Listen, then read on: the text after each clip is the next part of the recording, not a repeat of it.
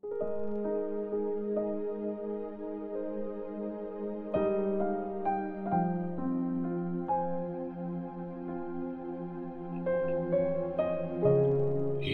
chapter 6.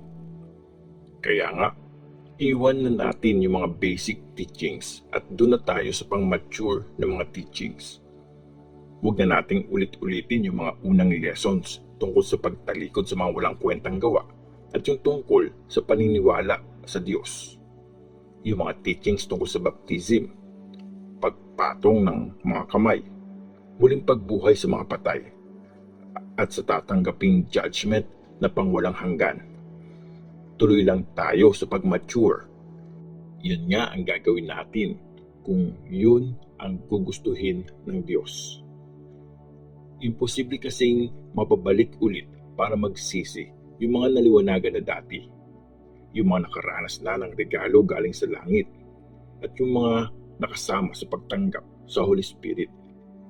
Naranasan na nila kung gaano kabuti ang salita ng Diyos at naramdaman nila ang kapangyarihan na marireveal pag naghahari na ang Diyos. Tapos ngayon, tinalikuran nila ang faith nila. Imposible nang mapabalik ulit sila kasi kung ganon, pinapako na naman nila sa krus ang anak ng Diyos at pinapahiya siya sa harap ng mga tao. Kasi binibless ng Diyos ang lupang nag-a-absorb ng tubig ulan at tinutubuan ng mga halamang nakakatulong sa mga magsasaka. Pero pag puro damo at matitinik na halaman ang tumubo sa lupa, walang silbi ang lupang yon. Malamang isumpa yun ng Diyos at sunugin. Mga kaibigan, kahit ganito kami magsalita, sigurado kami na mabubuti ang mga ginagawa nyo at may kinalaman ang mga yan sa kaligtasan. Hindi unfair ang Diyos. Hindi niya kakalimutan ang trabahong ginawa nyo at ang pagmamahal na pinakita nyo para sa Kanya nung tinulungan nyo ang mga kapatid, gaya ng ginagawa nyo pa rin hanggang ngayon. Gusto namin na maging masipag pa rin kayo hanggang sa dulo para makuha nyo ang mga bagay na inaasahan nyo. Huwag kayong maging tamad.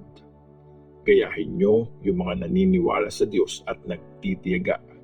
Kaya natatanggap nila ang pangako ng Diyos. Maaasahan ang pangako ng Diyos. Nung nangako ang Diyos kay Abraham, sumumpa siya sa sarili niyang pangalan kasi wala namang mas mataas sa kanya na pwede niyang pagsumpaan. Sabi niya, pinapangako ko sa iyo na ibibless kita at paparamihin ko ang lahi mo.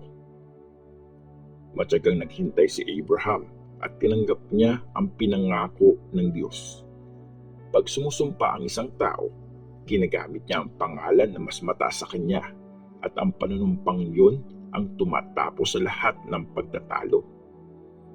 Kaya, nung gustong patunayan ng Diyos sa mga pinangakuan niya na hindi nababago ang layunin niya, sumumpa siya.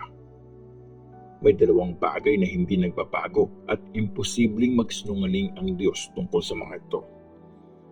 Ito yung mga pangako niya at ang mga sumpa niya. Kaya tayo lumapit sa Diyos para maging ligtas. Malakas ang loob natin na umasa sa pangako na nasa harapan natin. Matibay at solid ang pag-asa nating ito. Parang angkla ng buhay natin. Tumatagos ang pag-asang ito sa kabila ng kurtina ng temple, papasok sa most holy place. Nauna na si Jesus sa lugar na yun, alang-alang sa atin, at naging high priest magpakailanman, gaya ng pagiging priest ni Melchizedek.